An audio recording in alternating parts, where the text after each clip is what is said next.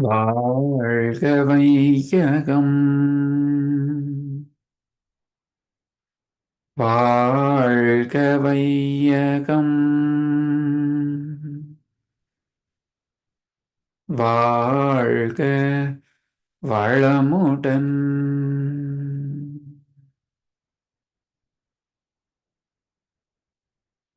சிந்தனை உடல் நலத்தை சீரமைத்து உய்வித்த குருவே வாழ்க, குருவே துணை. வேதாத்ரியம் வாழ்க வளமுடன்.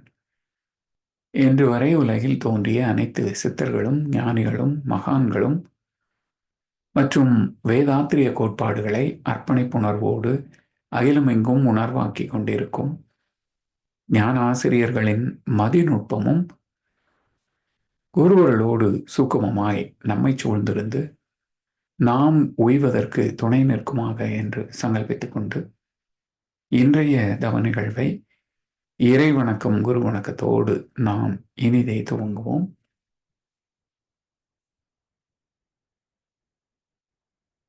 இறை வணக்கம். ஆதியனும் பரம்பொருள் மெய் எழுச்சி பெற்று அணுவென்ற உயிராகி அணுக்கள் கூடி மோதி இணைந்து இயங்குகின்ற நிலைமைக்கேற்ப மூலகங்கள் பலவாகி அவை இணைந்து பேதித்த அண்ட கோடிகளாய் மற்றும் பிறப்பிறப்பிடை உணர்தல் இயக்கமாகி நீதி நெறி உணர் மாந்தராகி வாழும் நிலை உணர்ந்து தொண்டாற்றி இன்பம் காண்போம்.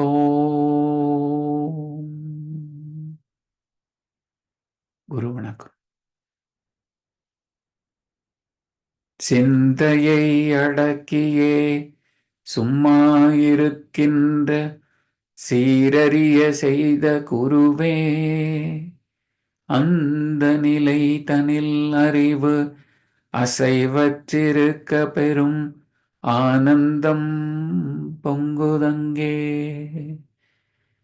இந்த பெரும் உலகமிசை எடுத்த பல பிறவிகளின் இறுதி பயனாகிய சந்ததமும் எனை மறவாத சாந்த வாழ்வழித்தோய் என் சந்தோஷ செய்தி இதுவே.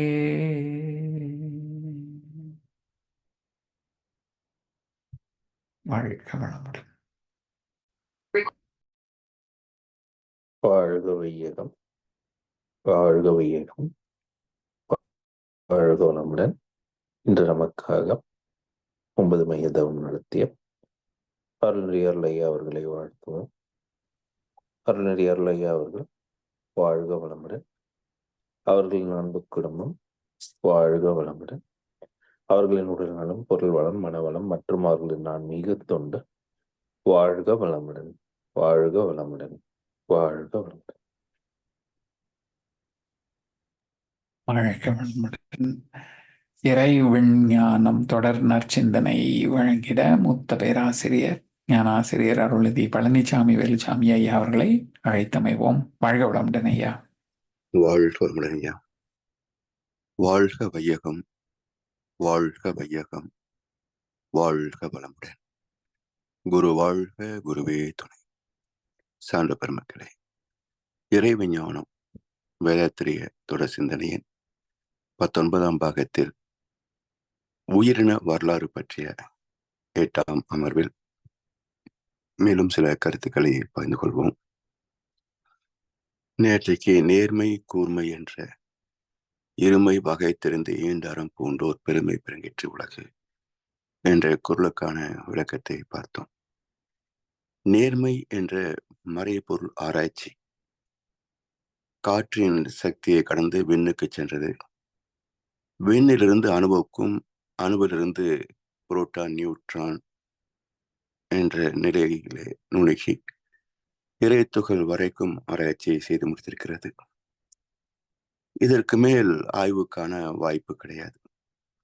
ஏனென்றால் விஞ்ஞானத்திற்கு அடிப்படை அலகுகள் 4 உள்ளடங்கிய கணிதம்: காலம், தூரம், பருமன், வேகம்.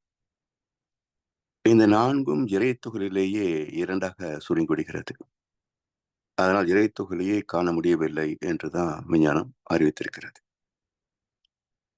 2ஆகிய இறைத்துகளையே காண முடியாத போது ஏகமாகிய ஒன்றாகிய இறைவனை எப்படி காண முடியும்? கருவிகளுக்கோ கணக்குக்கோ எட்டாத விஷயம் இறைநிலையும் இறைத்துகளும். இவற்றை அறிவதற்கு அறிவு ஒன்றுதான் சாதனம், மெய்ஞானம் ஒன்றுதான் வழி. எனவே இந்த மூலத்தை யூனிஃபைடு ஃபோர்ஸ், ஒருங்கிணைப்பு ஆற்றல் என்கிறது விஞ்ஞானம். மகர்ஷி அவர்கள் இதை அருட்பேராற்றல் என்கிறார். இரண்டும் ஒன்றுதான் என்றாலும் ஒருங்கிணைப்பு ஆற்றல் என்பது பஞ்சபூத தன்மை, அருட்பேராற்றல் என்பது பஞ்சபூதமும் ஜீவன்களும் இணைந்த தன்மை. மனிதனின் பகுத்தறிவு தெய்வத்தை அறிந்து கொள்ளக்கூடிய மறைபொருள் அறிவாகவும் விளங்குகின்றது. இதை பயன்படுத்த தவறியதால் பருப்பொருள் சார்ந்தே வாழ்க்கை அமைந்து விட்டதால் சொத்து சேர்ப்பதே வாழ்க்கை என்றாகிவிட்டது. பருப்பொருள் அறிவுக்குள்ள மதிப்பை மக்கள் மறைபொருளுக்கு தருவதில்லை. வசதி பெறுவதற்காக செய்கின்ற தெய்வ வழிபாடு ஆன்மீகத்திற்கு பொருந்தாத ஒன்று. ஈட்டுகின்ற பொருள் சார்ந்த வாழ்க்கையிலே பணம் தானே மையம். இதை உழைத்து பெறுவது என்ற நிலையிலிருந்து தடமாற்றம் அடைந்து பணமே பணத்தை சம்பாதிக்க வேண்டும் என்று ஆசைப்படுகின்ற போது அந்த முதலீடு ஒரு நாள் நன்கொடையாக மாறி போகிறது. Investment will become donation. வியத்தகு திறமையும் அறிவும் வசதிகளும் கிடைத்தும் கூட இன்றைய வாழ்வில் நிறைவு பெற்றவர்கள் எண்ணிக்கை மிக குறைவுதானே. வாழ்க்கையை பற்றிய ஞானத்தை பெற்றால் மட்டுமே துன்பங்களை நீக்கி இன்பத்தை மட்டுமே துய்த்து அமைதியில் லயித்து பேரின்பத்திலையும் திளைக்க முடியும். அதற்கான வழிவகை என்ன என்றால், மடல் விரிந்த பூவெனவே மறந்த மதி கொண்டு மண்ணுலகில் வாழ்வோர்கள் மயக்கம் நீங்கி வாழ்க. மடல் விரிந்த பூவெனவே மலர்ந்த மதி கொண்டு. பகுத்தறிவு ஒரு முட்டு போல சுருங்கி இருக்கிறது. அது மலர்ச்சி பெற்று விரிவு பெற்றால் பேரறிவோடு கலக்க முடியும். எப்படி பிறை சந்திரன் 15 நாட்களிலே முழு சந்திரனாக பிரகாசிக்கிறதோ அதுபோல் குறை அறிவை விரித்தால் கொள்ளலாம் உனை உள்ளே. அப்பதான் பேரின்பத்தை தூய்க்க முடியும். அந்த பேரின்பத்தோடு வாழ்க்கையை நடத்துகின்ற போது இந்த வாழ்க்கையே ஒரு அற்புதமான வாய்ப்பாக அமைந்திடும். இதை மண்ணுலகில் வாழ்கின்ற எல்லா மக்களுக்கும் இந்த பொருள் சார்ந்த மயக்கம் நீங்குகின்ற போது ஆன்மீகம் சார்ந்த இறை அன்பு நம்மிடத்திலே வெளிப்படும். இந்த கவி உடல் உயிர் ஜீவகாந்தம் கருமையம் மூளை உள்ளம் மனம் புலன்கள் 8 இணைப்பேக்கம் ஜீவன் கடல் நிலம் ஆகாயம் 3 வாழ் உயிர்களுக்கு கணக்கெடுத்த 8 ஒன்று இயங்கவில்லை என்றால் விடல் வேண்டும் சீவன் என்ற பெயர் அதற்கு. பின் வேறு பெயர் சடப்பொருள் என்று உழைத்திருதல் நீதி. மடல் விரிந்த பூவெனவே மலர்ந்த மதி கொண்டு மண்ணுலகில் வாழ்வோர்கள் மயக்கம் நீங்கி வாழ்க. தன்னை பற்றி அறிந்தால்தான் மற்றதை பற்றியும் புரிந்து கொள்ள முடியும். From known to the unknown என்று சொல்லுவாங்க இல்லையா? தெரிந்த ஒன்றில் இருந்து தெரியாத ஒன்றுக்கு பயணிப்பது. அறிவின் விருத்தியும் அப்படித்தான். இப்போ முதலில் நம்மை நாம் சீர்தூக்கி ஆராய்ந்து பார்க்கின்ற போது என்னென்னலாம் இருக்கின்றன? 8 அம்சங்கள் சேர்ந்தால்தான் ஜீவன் என்றே சொல்ல முடியும். 8ல் 1 இல்லை என்றாலும் அது ஜீவன் என்ற சிறப்பை இழந்து விடுகிறது. ஒரு மனிதன் கோமால படுத்திருக்கிறார். உடல் இருக்கு, உயிர் இருக்கு, ஜீவாந்தம் இருக்கு, கருமையம், மூளை, உள்ளம், மனம், புலன்கள் 8 இருக்கு. ஆனா ஒரு வேலையும் நடக்கிறது இல்லை. எதையும் புரிந்து கொள்ள முடியல, கை கால் அசைக்கவும் முடியல. பிணமாக படுத்து கிடக்கிறார். இப்போ 8ம் இருந்தும் ஏன் செயல்படவில்லை என்றால், அங்கே ஜீவகாந்தம் மிக பெரும் அளவிலே குறைந்திருக்கிறது. Voltage drop. 110 வோல்ட் இருந்தா தான் எல்லா கருவிகளும் வேலை செய்யும். 10 வோல்ட்டா மாறினா ஒரு மினியேச்சர் லேம்ப் மட்டும் எரியுமே தவிர வேற எந்த பல்பு இல்லை எலக்ட்ரிக்கல் கேஜெட்ஸ் எதுவுமே வேலை செய்யாது. அது போல எல்லாம் இருக்கு ஒரு இடத்துல. ஆனால் ஜீவாந்தம் டிராப் உணர முடியவில்லை. எனவே 8 இணைப்பியக்கம் இருந்தால் ஜீவன் அது செயல்பட வேண்டும் என்கின்ற போது 8ம் சரியா இருக்கணும். 8ம் சரியா இருக்கணும். அது நோய்வாய்ப்பட்டாலோ அல்லது விபத்துகள் நேர்ந்தாலோ அது செயல்படவும் முடிவது இல்லை. சரி, அடிப்படையில் இந்த 8 இருக்கணும். கோமாவுக்கு போறதும் நோயப்படுவதும் எல்லாமே அதுக்கு அடுத்த நிலைகள் தானே. அடிப்படை என்ன? இந்த 8 இணைப்புக்கும் சீரா இருந்ததுன்னா ஜீவன். ஜீவன்கள் எங்கெல்லாம் வாழ முடிகிறது? அணுவுக்குள் ஜீவன் தோன்ற முடியாது, நெருப்புக்குள் வாழ முடியாது. அப்போ பஞ்சபூதங்களில் 2 போனா மீதம் 3 பௌதிகங்களில் தான் வாழ முடியும். அப்போ மண் மீது, ஆகாயத்துல, நீரில, கடல், நிலம், ஆகாயம் 3ல் வாழ் உயிர்களுக்கு கணக்கெடுத்து 8ல் 1 இயங்கவில்லை என்றால் விடல் வேண்டும் ஜீவன் என்ற பெயரை பின் அதற்கு வேறு பெயர் சடப்பொருள் என்று உரைத்திடுதல் நீதி. எதையும் உணராது, செய்யாது, ஜடமா தான் இருக்கும். சரி, இப்ப இந்த 8 அம்சங்கள் எப்படி இணைந்து ஒரு ஜீவனாக நாமாக வாழ்ந்து கொண்டிருக்கிறது என்ற விளக்கத்தை புரிந்து கொண்டால்தான் இந்த உயிரின் வரலாறு விளக்கம் நிறைவாக இருக்கும். மனித உடலில் இந்த 8ம் அமைந்திருக்கிறதை புரிந்து கொண்டால் இதே போலத்தான் நமக்கு முன் 5 அறிவு வரைக்கும் உள்ள ஜீவன்களிலேயும் இதே நீதி செயல்பட்டு கொண்டிருப்பதை, அமைந்திருப்பதை, இன்னும் சொல்ல போனால் நுண் உயிர்களிலே சப்மிசிவ் கேரக்டர்ஸ், அடக்கம் பெற்ற நுண் உணர்வுகளாக எப்படி இறைத்துகள் குவிந்து விண் என்ற இயக்கத்திற்கு வருகிறதோ அதுபோல் நுண் உணர்வுகளாக அடங்கியிருக்கிறது என்பதெல்லாம் புரிந்து கொள்ள முடியும், அனுமானிக்க முடியும். இந்த 8 அம்சங்களில் முதலாவது உடல், பருவுடல்.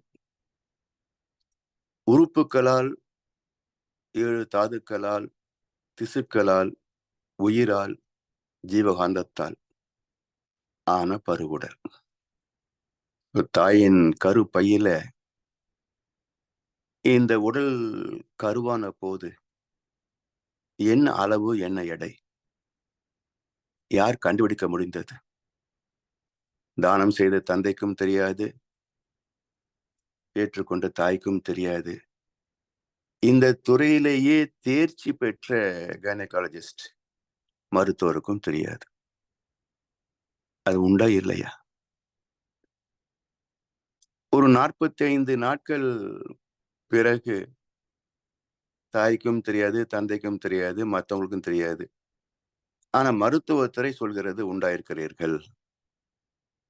விஞ்ஞானத்துக்கு மட்டுமே எட்டிய நிலை. 3ஆம் மாசம் கருவாயிருக்கா போல் இருக்குது, பார்த்தா சந்தேகமா இருக்கு என்று ஒரு அனுமானம். அதன் பிறகு உறுதிப்பட்டு போகிறது, கர்ப்பிணியா இருக்கிறாங்க. ஆனா பெண்ணா தெரியாது. பிரசவம் ஆன பிறகு அத்தனை கேள்விகளுக்கும் விடை கிடைத்து விடுகிறது.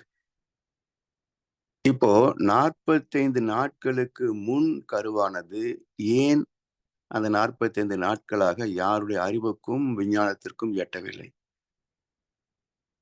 இல்லையா? அப்ப எது முதலில் தோன்றியது? தந்தை தாய் ஈர் உயிரும் ஒன்று சேர்ந்து தழைத்து ஒரு உடலாகி உலகில் வருகிறோம். அப்ப தழைத்தலுக்கு மூலம், தழைத்தலின் பயணம் துவங்கிய புள்ளி எது? அதான் தந்தையின் உயிரணுக்கள் தாயின் கருமுட்டையோடு கலக்கின்ற போது கருவானது எது என்றால் அது காரண உடல், காசல் பாடி, காந்த உடல், ஆத்மா. அப்ப 2 உடல்களின் அனைத்து பதிவுகளையும் சுமந்திருக்கின்ற வித்து சக்தி, அதான் கருமுட்டை. இந்த 2ம் இணைந்துதான் முதல் ஆத்மாவாக பிறக்கிறது. அந்த ஆத்மாவின் பதிவுகள் எந்த அளவுக்கு 8 அம்சம் சொல்றோமே, கருவமைப்பு, கடுவமைப்பு, குணம், அறிவில் உயர்வு, கீர்த்தி, உடல் வலிவு, சுகம், செல்வம் என்று 7 சம்பத்துகளை பேசுறமே. நம்ம எவ்வளவு சம்பாதிக்க வேண்டும் என்பது கூட அங்கேயே ப்ளூ பிரிண்ட் உருவாயிடுச்சு.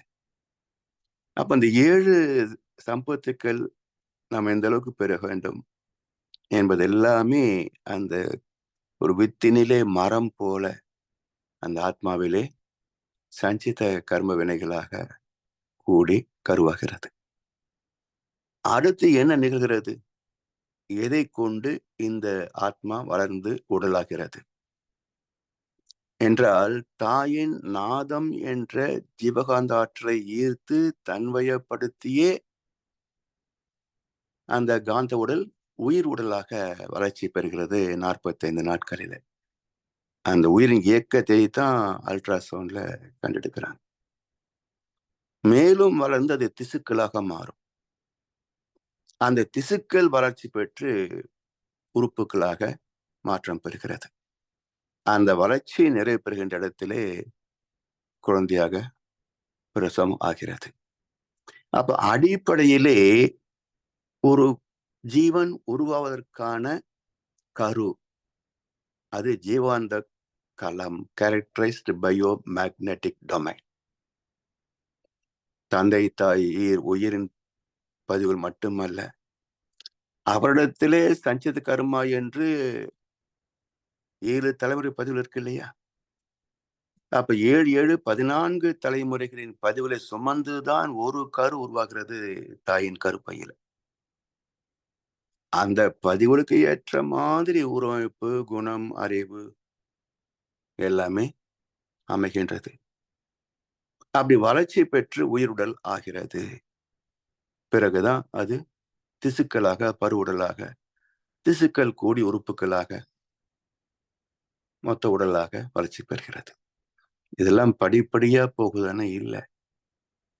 இந்த தழைத்தல் என்ற சொல் மிக மிக நுட்பமானது. ஒரு முறை ஆரியார்ல ஒரு விஐபி ஃபவுண்டேஷன் கோர்ஸ், அதுல இந்த உயிரை பற்றிய ஒரு தலைப்பு, பிறப்புக்கு முன் இறப்புக்கு பின் உயிரின் நிலை. அந்த பாடத்தை நடத்திய பேராசிரியர் முதல் மாசம் கம்பம், 2ஆம் மாசம் மூக்கு, முகம், தலை அப்படின்ற கவியை சொல்லி விளக்கம் பேசியிருக்கிறாங்க. அந்த விஐபி பேட்ச்ல ஒரு விஞ்ஞானி இருந்திருக்கிறார். அவரு அந்த ஸ்பீச் முடிஞ்சோடனே, இல்லைங்க இப்படி இல்லை, நாங்க இப்போ கிரிலின் போட்டோகிராஃபில பார்க்குறோம், மொத்த உடலே தான் வளர்ச்சி பெறுகிறது. நீங்க சொல்றது போல முதல் மாசம் கம்பம், 2ஆம் மாசம் தலை, மூக்கு, முது அப்படியெல்லாம் பாட்டெல்லாம் வர்றதில்லை, ஒட்டுமொத்த உடலே தான் வளர்கிறது அப்படின்னு. இவரு இல்ல எங்க சாமிஜி இப்படிதான் சொல்றாங்க, அதான் கரெக்ட் அப்படின்னு அவரு பேக்கப் பண்ணிட்டு கிளம்பிட்டார். இது யாரோ சிறு சலசலப்பு, இப்படி வந்த ஒரு விஐபி பாதியிலே போயிட்டாரு என்று. பிறகு ஏதோ நிகழ்ச்சிக்கு போயிருந்த போது இந்த கேள்வி வந்தது, இது மாதிரி நடந்ததுங்க அப்படின்னா.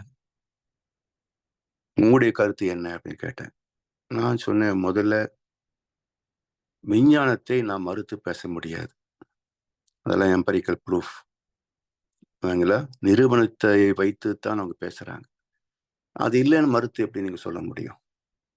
நம்மளது எல்லாமே அசம்ஷன். தத்துவம் என்பதே கருத்துருவம், அசம்ஷன் தான். ஆனா விஞ்ஞானம் என்பது நிரூபணம். அது இல்லைன்னு நீங்க எப்படி மறுக்க முடியும்? சரி. 2வது மகரிஷி என்ன சொல்றாங்கன்னு பாருங்க. இந்த பாடல் மகரிஷியின் மனவளக்கலை 3ஆம் தொகுப்பிலே இது ரெஃபரன்ஸ் கொடுத்திருக்கிறாரு. ஆனா இதுக்கு கீழேயே ஒரு விளக்கம் இருக்கு. இப்படி அந்த காலத்துல சிலரெல்லாம் ஆராய்ச்சி பண்ணி எப்படி வந்திருக்கும் என்றெல்லாம் கருவுற்ற பெண் இறந்து விட்டால் அந்த உடலை தானே தகனம் அடக்கம் பண்ணிடுறோம் என்று வாங்கி போய் அதை அறுத்து எல்லாம் பார்த்துருக்கு கண்டுபிடித்ததாக சொல்றாங்க. எத்தனை உடம்பு கிடைச்சது, எத்தனை ஆராய்ச்சி பண்ணாங்க, என்ன முடிவுன்றது தெரியாது என்ற கருத்து அங்கேயே இருக்கு. ஸோ இது மகரிஷிய கவி கிடையாது. ஸோ அது உறுதியாக சொல்ல முடியாது. 2. 3வது மகரிஷி என்ன சொல்றாங்க என்றால், பசு ஒன்றை பார்க்கின்றோம் பார்த்த காட்சி கண்ணில், பார்வையிலே கொசு அளவில் பதிந்து காட்ட காண்போம். பசு உருவம் மூளையிலே அழுத்த புள்ளி வடிவாய் பதிந்து அதன் நிழல் வடிவம் பரவும் அலை அலையாய், பசு வடிவம் ஜீவகாந்த பரவெளியில் ஆழ்ந்து பறவை இருப்பாகிவிடும் ஜீவகாந்த களத்தில், பசு மற்ற பதிவெல்லாம் மன சுழலுக்கு ஏற்ப பருத்து மூளை செல்வெறிக்க எண்ணமாக மாறும். இதுதான் அதனுடைய விளக்கம். ஒரு பசு பார்க்கிறோம், 8 அடி நீளம், 5 அடி உயரம், அவருடைய நிறம், வடிவம் எல்லாமே. அவ்வளவு பெரிய பசு நம்முடைய கண்களிலே விழிகளிலே தெரிகின்ற போது எவ்வளவு பெருசு இருக்குங்க. ஒரு கொசு அளவில் இருக்குது. அளவுதான் கொசு, வடிவம் கொசுவா? இல்ல, பசுதான். அது இன்னும் நுணுகி உள்ள போகிற போது என்ன சொல்றோம், விழித்திரை, மூளையில கண்களுக்கு பின்பக்கக்கூடிய விழித்திரை, அந்த விழித்திரையில இன்னும் நுணுகி அது சிறு புள்ளி வடிவுக்கு போனாலும் அதனுடைய அந்த பசு மாறுவதில்லை. ஸோ அறிவியல் என்ன சொல்கிறது, எவ்வளவுதான் ஒரு பொருளிலிருந்து எழுகின்ற அலைகள் நுணுகி போனாலும் the pattern, precision and regularity will not change. இது நிரூபிக்கப்பட்ட உண்மை. அதே போல இந்த பசுவிலிருந்து வந்த அலைகள் எவ்வளவு நுணுகி கண்களிலே கொசுவாக அளவிலே தெரிந்தாலும், உள்ள விழி திரையில புள்ளி அளவிலே தெரிந்தாலும் வடிவம் பசுதான். பசு உருவம் ஜீவகாந்த பரவெளியில் ஆழ்ந்து பரவி இருப்பாகிவிடும் ஜீவாந்த கரத்தில். பசுவாகவே தான்ப்பா போய் பதியுது. அங்கிருந்து வெளியே வருகின்ற போதும் அந்த நுண்ணிய அலைகள் பசு வடிவத்தில தான் வருது. ஏரோசோல் பார்ட்டிகிள் சொல்றோமே நாம. ஆட்டம் சொல்றோம், எலக்ட்ரான் சொல்றோம், புரோட்டான், நியூட்ரான் சொல்றோம். ஆனா ஏரோசோல் பார்ட்டிகிள்ஸ் ஒன்று சொல்றோம் இல்லையா? அப்போ ஒரு அணுவிலேயே அது எந்த தாதுவாக மாற வேண்டுமோ அந்த குணமும் அதுல அடங்கியிருக்கும். இப்போ ஃபெரிக் ஆக்சைடுன்னா Fe3O4. அதற்கான நுண்ணிய காந்தலைகள் நம்முடைய மூளையில வந்து ஒரு நீடில் ஷேப் மைக்ரோ பாக்டீரியா மாறுதுன்ற சயின்ஸ் வந்து போட்டோகிராஃபி எடுத்து வச்சிருக்கிறாங்க. அப்ப ஃபெரிக் ஆக்சைடு வந்து துரு பிடிச்ச இரும்பு தானே. அது பருப்பொருள், திடப்பொருள், சாலிட் பார்ட்டிகல் அல்லவா? அப்ப மூளையில வந்து கிரில்லின் போட்டோகிராஃபி மட்டுமே தெரியக்கூடிய ஒரு நுணுக்கமான மைக்ரோ பாக்டீரியா உருவாகுது அப்படின்னா எப்படி சாத்தியமாகும்? அப்ப ஏரோசோல் பார்ட்டிகிள்ஸ் ஆஃப் Fe3O4. அது போல அந்த நுண்ணிய அலைகளே மூளையில தொடுகின்ற போது அது மீண்டும் டீகோடிங் ஆகுது. உள்ளே போகும்போது coding, time, distance, volume, force என்ற 4 அலகுகள் காட்சியை பார்க்கின்ற போது மூளையில போய் கோடிங் ஆகி நுணுகி ஏரோசோல் பார்ட்டிகிள்ஸாக கருமையத்துல போய் பதியுது. திரும்ப அதே பார்ட்டிகிள் மேல வந்து மூளையில டீகோட் ஆகின்ற போது மறுபடியும் காலம், தூரம், பருமன், வேகம் என்ற அலகுகளாக பிரிகின்ற போது மூளையில ஒரு அகக்காட்சி பார்க்கிறோம். மூளையில ஒரு அகக்காட்சி பார்க்கிறோம். அங்க ஸ்கிரீன் இருக்குமா, வடிவம் தெரியுமானா இல்ல. இது எல்லாமே உணர்வுகள், புரிந்து கொள்ளக்கூடிய உணர்வுகள். அது போல எந்த அனுபவமும் கருமையத்துல போற போது அந்தந்த வடிவம் குணம் இயக்கத்தன்மையோடு தான் நுணுகி நுண் அலைகளாக எப்படி இறை துகள் விண்ணாக மாறியதோ, விண் பிரிந்து இறை துகளாக முடிகிறதோ, அதே போல எல்லாமே உள்ள போய் பதியுது. இப்போ சயின்ஸ் சொன்னதுதான் மகரிஷி சொல்லியிருக்காங்க. புரிந்து கொள்றதுல ஒரு பேதம். இப்படி ஆத்மா தோன்றி அந்த தழைத்தல் என்பது எல்லா பகுதியிலுமே வளர்ச்சி பெறும். இப்போ இது நம்ம பார்க்க முடியல, சயின்ஸும் பார்க்க முடியல. இப்போ ஒரு மரத்தை பார்க்கிறோம், ஒரு செடியை பார்க்கிறோம் வச்சுங்களேன். நேற்றைக்கு பார்த்த போது ஒரு மாற்றம் இல்லை. காலை எப்படி பார்த்தோம் அப்படியே தான் சாய்ந்து இருந்தது.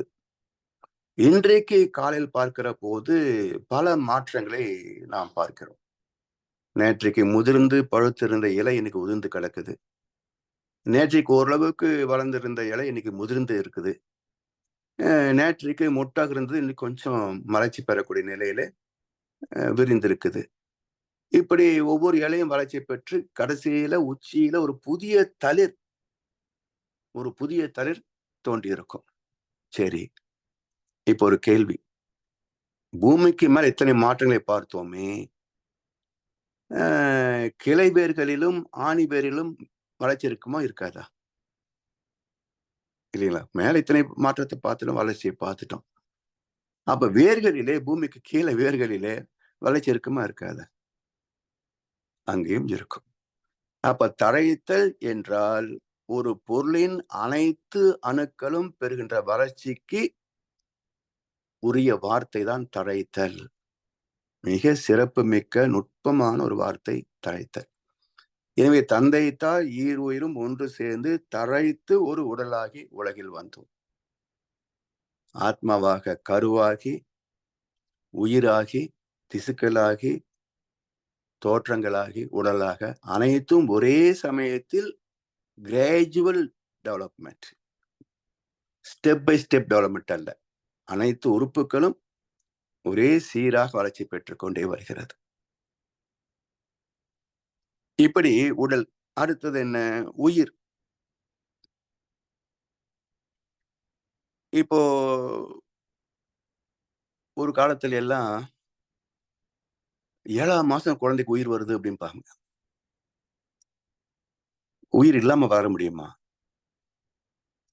உயிர் இருந்தால்தான் இயக்கமே. இயக்கத்துக்கு பெயர் தான் உயிர். இயக்கத்துக்கு பெயர் தான் உயிர். அப்போ 6 மாசம் உயிர் இல்லாம வளர்ந்து 7ஆம் மாசம் உயிர் வருதா? அதையும் நம்பிட்டு இருந்த ஒரு காலத்துல. ஆனா இன்றைக்கு விஞ்ஞான அறிவு வளர்ந்ததுனால அப்படி இல்லை. உயிர் தான் வளர்ச்சி பெறுகிறது. அப்ப என்ன உணர்வு? அதனுடைய அசைவு, அதனுடைய மற்ற உணர்வுகள், அதை சொல்றாங்களே தவிர உயிர் அப்பொன்னும் வரல. சரி, இப்ப உயிர் என்பது என்ன? ஜீவந்த துகள்களின் திணிவு. Association of biomatic particles is life force. உயிர் துகள். காற்றாக இருப்பதும் உயிர். தந்தை தாய் ஈர் உயிரும் ஒன்று சேர்ந்து தழைத்து உடலாகி வந்த போது அது காந்தலைகள். சுழற்சி, ஜீவந்த கலத்தினுடைய சுழற்சியின் மையம் சென்ற அலை திரும்பி எதிரொலியாக வரும். அப்போ காந்தமாக இருக்கின்ற போது அது நுண்ணிய நிலையிலே இயக்கம், விரிவு, காந்தமாக செயல்படுகிறது. அணுக்கள் திணிவு பெறுகின்ற போது கொஞ்சம் வேகம் அதிகமாகுது, அவ்வளவுதான். அதை நாம் ஜீவகாந்தம் என்ற நிலையிலிருந்து உயிர் என்ற சிறப்பை தொடர்கின்றோம். உடலுக்கும் உயிர் இயக்கத்திற்கும் காந்தலைக்கும் மையமாக இருப்பதை கருமையம், மூலாதாரம் என்று சொல்கின்றோம். அதாவது இந்த உடலுக்கு திசுக்களுக்கும் மையமாக அமைகின்ற போது அது உடல் மையமாக, கருமையமாக, ஆத்மாவாக பல பெயர்களிலே குறிப்பிடுகின்றோம். இந்த கருமையத்தோடு அனுபவங்கள் கலந்த நிலை ஆத்மா. மகரிஷி அவர்கள் எப்படி இறை துகளையே காந்த துகளாக கொள்ளலாம் என்று சொல்கிறாரோ, அதே போல கருமையத்தை ஆத்மாவாகவும் கொள்ளலாம் சொல்லுவார். ஏன் என்றால், நுண் உயிர் பிறக்கின்ற போது அந்த நுண் உயிர் என்ற உடலுக்கு அமைவதுதான் தூய்மையான காந்த கருமையம். அனுபவங்கள் இல்லை. அப்ப தூய்மையான காந்த கருமையம் நுண் உயிர் பிறக்கின்ற போதுதான் சொல்ல முடியும். தோன்றிவிட்டால் அது அந்த ஸ்பரிசத்தை உணர்கிறது அல்லவா? உணர்ந்த அனுபவம் உள்ளே பதிந்து விட்டாலே அது தூய்மையான கருமையம் அல்ல. கருமையம் பிளஸ் அனுபவம். அப்ப அது ஆத்மான்னு சொல்றோம். அதனால் தூய்மையான கருமையம் என்று நாம் பேச முடியாது. ஏனென்றால் ஒவ்வொரு தலைமுறை உருவாகின்ற போதும் அது அதற்கு முன்பு 7 தலைமுறைகளில் பெற்ற அனுபவங்களை சுமந்தே வருவதனால் தனித்த கருமையம் கிடையாது, ஆத்மாதான் உண்டு. அப்ப கருமையம் என்ற சொல்லுக்கு என்ன விளக்கம் என்பதை புரிந்து கொள்வதற்காக அது ஜீவாந்த உடலுடைய மையப்பகுதி, அதில் அனுபவங்கள் கலக்கின்ற போது ஆத்மா என்று பிரித்து பேசுகிறோமே தவிர தூய்மையான கருமையம் வாழ்கின்ற எந்த ஜீவன் கிடையாது. ஒரு ஜீவனிலிருந்து இன்னொரு ஜீவன் தோன்றுகின்ற போதும் தூய்மையான கருமையம் கிடையாது. நுண்ணுயிர் தவிர வேற எதிலையும் தூய்மையான காந்த கருமம் சொல்ல முடியாது. நுண்ணுயிர் கூட பிறக்கின்ற போதுதான், உருவாகின்ற போதும் தூய்மையான காந்த கருமையம். அடுத்த வினாடி அது ஆத்மாவாக மாறி போகும். அதனால் கருமையத்தை ஆத்மா என்று சொல்வதிலே தவறு இல்லை என்று மார்க்ஸ் சொல்லுவாங்க. So genetic centre plus experiences equal to soul. அடுத்தது உடல், உயிர், ஜீவாந்தம், கருமையம் பார்த்துட்டோம். அடுத்து மூளை, 5வது மூளை. இப்போ மூளை இல்லாமல் எதையாவது நாம் நினைவு கூற முடியுமா, பகிர்ந்து கொள்ள முடியுமா, உணர முடியுமா என்றால் இல்லை. அப்ப நுண்ணுயிர்ல மூளை இருக்கா? இல்லை. மூளைக்கான கூறு, அந்த துவக்கம் அங்க இருக்கு. அடக்கம் பெற்ற நிலையிலே உணர்கின்ற திறம் வருகின்ற போது அதுவேதான் இங்கே மூளையாக பரிணமிக்கிறது. எப்படி விதைக்குள்ள பார்த்தா வெறும் காந்தலைகள், அது சில ஆண்டுகள் வளர்ச்சி பெற்ற பிறகு பார்த்தா ஆணி வேறு, சல்லு வேறு, பெரிய தண்டு, பூ, காய், பழம், கொட்டை வரைக்கும் எல்லா உறுப்புகளும் இருக்கு இல்லையா? அப்ப மரத்தினிலே விதை போல், அந்த வித்தினிலே மரம் போல், எல்லாமே அலைகளின் திணிவு வளர்ச்சி தானே தவிர ஒண்ணுமே கிடையாது. Association of energy particles is mass. Dissociation of mass is energy particles. Dissociation of energy particle is space. இதுதான சயின்ஸ் ப்ரூவ் பண்ணிருக்கு. அது போல இந்த மூளை என்பது உணர்கின்ற திறம். இது இறைவனுக்கு இருக்கா? திட்டமிடுவதற்கு நேற்றுக்கே பார்த்தோம். திட்டமிட்டெல்லாம் உணரன் எதையும் படைக்கவில்லை. உள்ளது மறந்தது உலகங்களாய் உயிர்களாய்.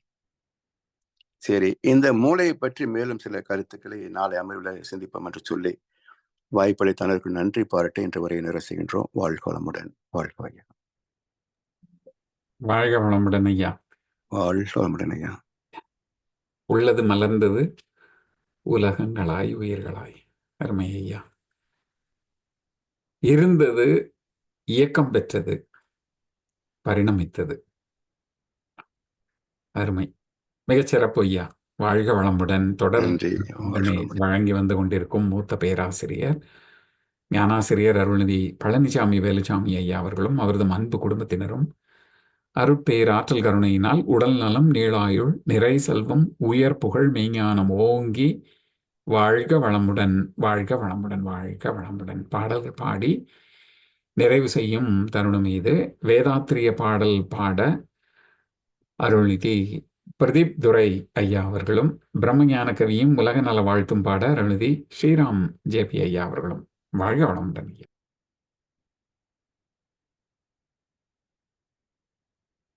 வாழ்க வையகம், வாழ்க வையகம், வாழ்க வளமுடன். பிரம்மஞான பாடல். போரில்லா நல்லுலகம், பொருள் துறையில் சமநீதி, நேர்மையான நீதிமுறை நில உலகிற்கோராட்சி சீர் செய்த பண்பாடு சிந்தனையோர் வழிவாழ்வு சிறப்புணர்ந்த பெண்மதிப்பு தெய்வ நீதி வழிவாழ்த்தல் தேர்திருவிழா தவிர்த்தல் சிறுவர்க்கே விளையாட்டு செயல்விளைவு உணர்கல்வி சீர்காந்த நிலைவிளக்கம் பார் முழுவதும் உணவு நீர் பொதுவாக்கல் பல மதங்கள் பல கடவுள் பழக்கமொழித்து உண்மை ஒன்றை தேர்ந்திடுதல். வாழ்க வளமுடன்.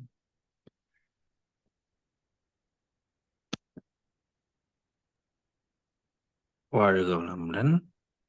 உடம்பணியான கவி. இறைவெளியே தன்னிருக்க சூண்டழுத்தும் ஆற்றல் இதன் திணிவு மடிப்பு விழ சுழலும் நொன்பின்னாம் நிறைவெளியில் விண் சுழல நெருக்குகின்ற உரசல் நிலைவெளியில் எழுப்புகின்ற நேரலைகள் காண்டமாம் மறைப்பொருளாம் காந்தம் தன் மாத்திரைகள் ஐவகை மலைக்காதீர் வெண்கூட்டம் மாபூதம் மைண்டுமாம் முறையாய காந்த அலை மனமாம் உயிருடல்களில் மதி உயர்ந்து உண்மை பெற மாபிரம்ம ஞானமாம். உலக நல வாழ்த்து. உலகமெல்லாம் பருவமழை ஒத்தபடி பெய்யட்டும் உழவரெல்லாம் தானியத்தை ஒப்புடனே பெருக்கட்டும் பல தொழில்கள் புரிகின்ற பாட்டாளி உயரட்டும் பகுத்துணர்வுள் தொகுத்துணர்வு பண்பாட்டை உயர்த்தட்டும் கலகங்கள் போட்டி பகை கடந்த ஆட்சி நடக்கட்டும் கல்லாமை கடன் ஒருமை கலங்கங்கள் மறையட்டும் நலவாழ்வை அளிக்கும் ஞான ஒளி வீசட்டும் நம் கடமை அறவாழ்வின் நாட்டத்தே சிறக்கட்டும் நம் கடமை அறவாழ்வின் நாட்டத்தே சிறக்கட்டும் வாழ்க வையகம் வாழ்க வையகம் வாழ்க வளமுடன். வாழ்க வளமுடன். இன்றைய தவத்தில் கலந்து கொண்ட அன்பர்கள், தவத்தை வழிநடத்தியோர், நற்சிந்தனை வழங்கியோர், பாடல்கள் பாடியோர் அனைவரும் வாழ்க வளமுடன். அவர்களின் அன்பு குடும்பம், அவர்களின் உடல் நலம், மனநலம், பொருள் வளம், அருள் தொண்டு, ஆன்மீக தொண்டு வாழ்க வளமுடன், வாழ்க வளமுடன், வாழ்க வளமுடன். இத்துடன் இன்றைய காலை தவம் மகிழ்வோடும் நெகிழ்வோடும் இனிதே நிறைவு பெறுகின்றது. இறையருளும் குரு அருளும் நம் அனைவரையும் எப்பொழுதும் சூழ்ந்திருந்து நம்மை இந்த இறைநிலை உணர்பயணத்திலேயே சிறந்த முறையிலே வழிநடத்தட்டும் என அனைவரையும் வாழ்த்தி வணங்கி நன்றி கூறி அமர்கிறோம். வாழ்க வையகம், வாழ்க வையகம், வாழ்க வளமுடன்.